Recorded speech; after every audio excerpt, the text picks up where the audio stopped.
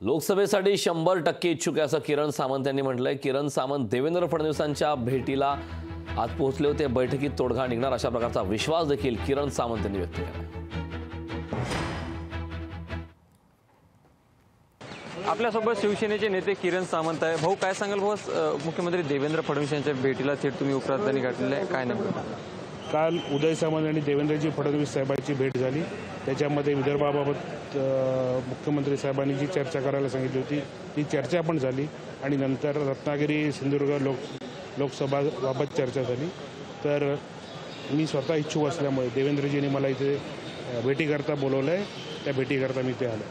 नक्कीच मागच तुम्ही सोशल मीडियावरती एक पोस्ट टाकली होती ज्यामध्ये तुम्ही माघार घेणार असल्याचं लिहिलं होतं। त्यानंतर पुन्हा ती पोस्ट तुम्ही माघार घेतली। अजून तुम्ही इच्छुक आहात तर त्या ठिकाणी भाजपचे नेते नारायण राणे देखील त्या ठिकाणी दावेदारी करतात।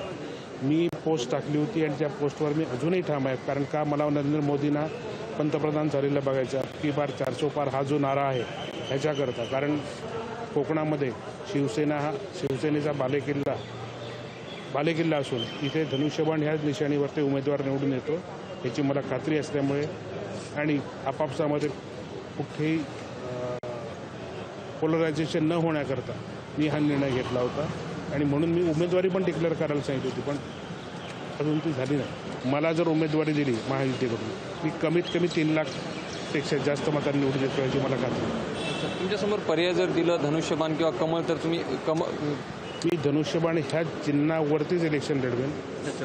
नसेल तर मी महायुतीचा जो उमेदवार असेल त्याचा प्रचार।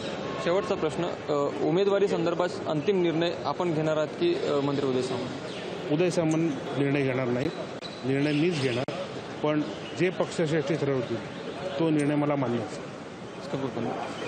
लोकशाही मराठीकरता मी ज्ञानेश्वर पवार, नागपूर। लोकशाही मराठी ऐका, पहा, जागरूक रहा।